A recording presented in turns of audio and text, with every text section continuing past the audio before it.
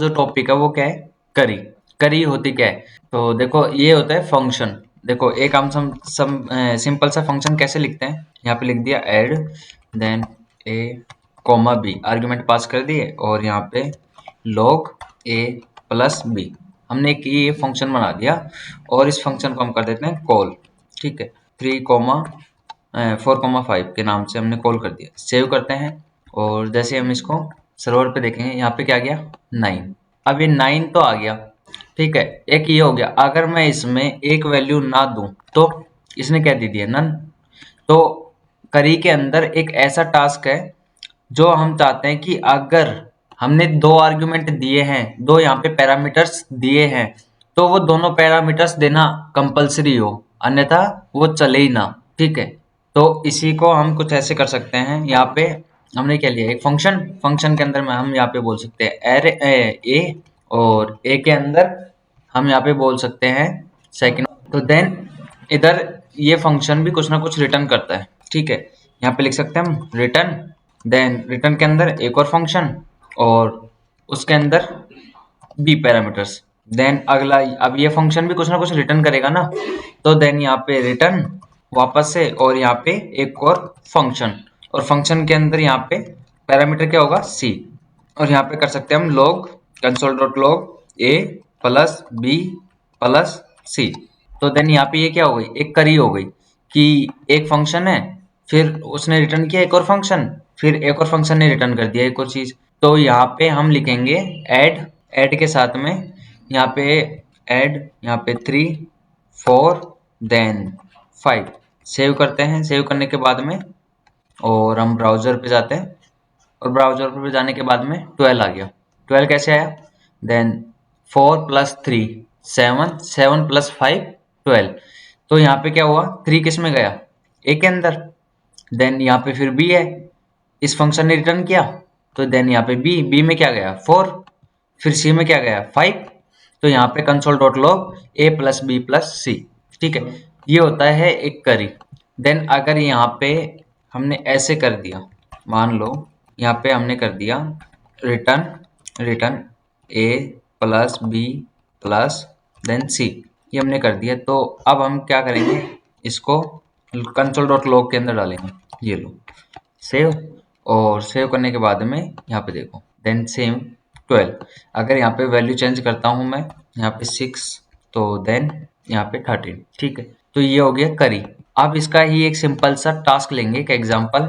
तो वो एग्जांपल क्या होगा, अच्छा उससे पहले देखो इसको हम एक मॉडर्न जावास्क्रिप्ट में कैसे कन्वर्ट कर सकते हैं। ये मॉडर्न जावास्क्रिप्ट का पार्ट नहीं है, ये बेसिकली जो चलता आ रहा है पहले से वही चीज है। तो मॉडर्न जावास्क्रिप्ट में इसको करने के लिए हमें क्या करना होगा, इसको तो मैं कर देता हूँ कमेंट, देन यहाँ पे कॉन्स्ट के अंदर ये बना लेता हूँ, सम नाम से बना लेता हूँ सम, और इक्वल एक आर्ग्यूमेंट, फिर एरो फंक्शन, देन फिर बी, फिर एरो फंक्शन, और देन सी, और यहाँ पे फिर से एरो फंक्शन, और एरो फंक्शन के बाद में देन रिटर्न, और इसको मैं यहाँ पे पेस्ट। यहाँ पे हो गया, रिटर्न नहीं आएगा, देन ABC आएगा, यहाँ पे ये हो गया। और उसके बाद में मैं यहाँ पे कर सकता हूँ सम, और सम के बाद में यहाँ पे मान लो 2 कॉमा, और उसी के साथ में 6 कॉमा नहीं आएगा 6, और 6 के बाद में ब्रेसेस के बाद में 7, ये मैंने कर दिया। देन सेव करता हूँ इसको और चलते हैं यहाँ पे, देन रिफ्रेश, नहीं आया आउटपुट, 1 मिनट। यहाँ पे हमें इसको करवाना पड़ेगा कंसोल डॉट लॉग, यहाँ पे हमें कंसोल डॉट लॉग करवाना पड़ेगा, क्योंकि वहाँ पे हमने केवल रिटर्न किया है। तो ये जो होता है यहाँ पे EH6 जावास्क्रिप्ट के अंदर, ये यहाँ पे रिटर्न करता है, ना कि कंसोल डॉट लॉग करता है, ठीक है। अब मैं इसको सेव करूँ, और सेव करने के बाद जैसे मैं देखता हूँ तो यहाँ पे आ गया 15। तो ये जो है, ये है मॉडर्न जावास्क्रिप्ट जो आज के टाइम में यूज करी जाती है, ES6 ECMAScript 6। तो इतने बड़े कोड को हम इतने शॉर्ट में भी लिख सकते हैं, केवल 2 लाइनों के अंदर। जो कोड हमारा 6-7 लाइनों का था, उसको हमने दो लाइनों के कोड में कन्वर्ट कर दिया, जो कि है मॉडर्न जावास्क्रिप्ट। अब इसी के साथ हमारा चलेगा एक टास्क।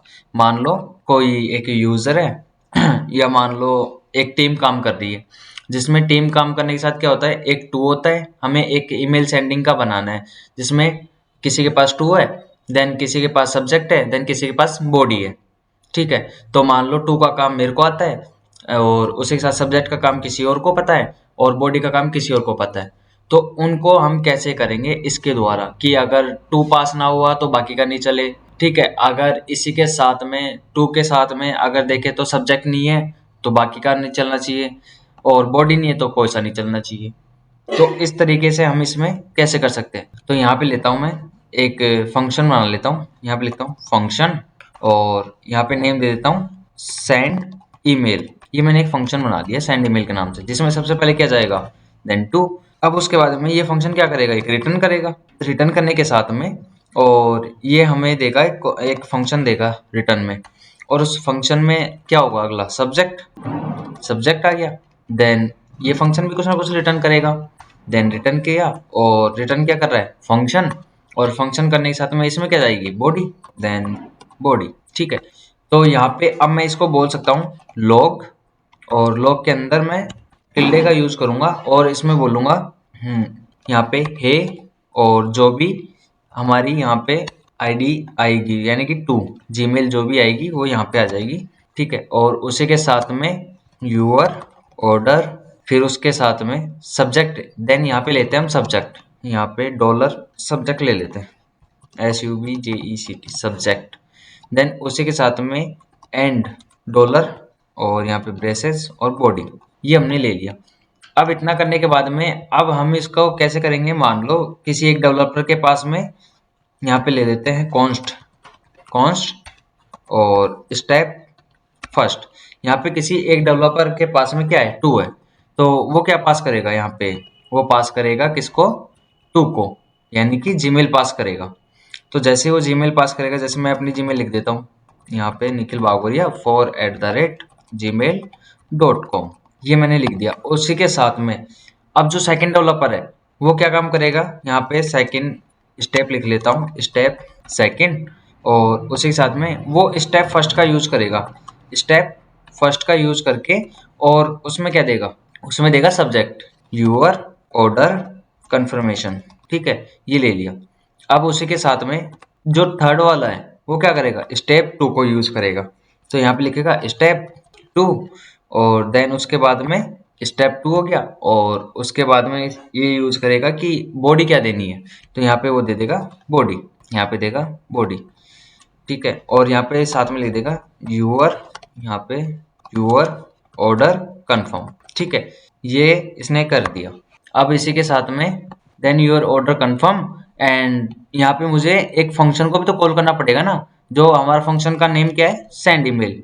तो देन यहाँ पे सेंड ईमेल, और इसको मैं थोड़ा सा चेंज कर देता हूँ, एक सेकेंड सेव करता हूँ, और देन मैं ब्राउजर पे जाता हूँ वापस से, hey Nikhil Bagoria 4@gmail.com your order confirmation and your order confirm. Then इसको अगर मैं थोड़ा सा चेंज करना चाहूँ तो मैं चेंज कर सकता हूँ।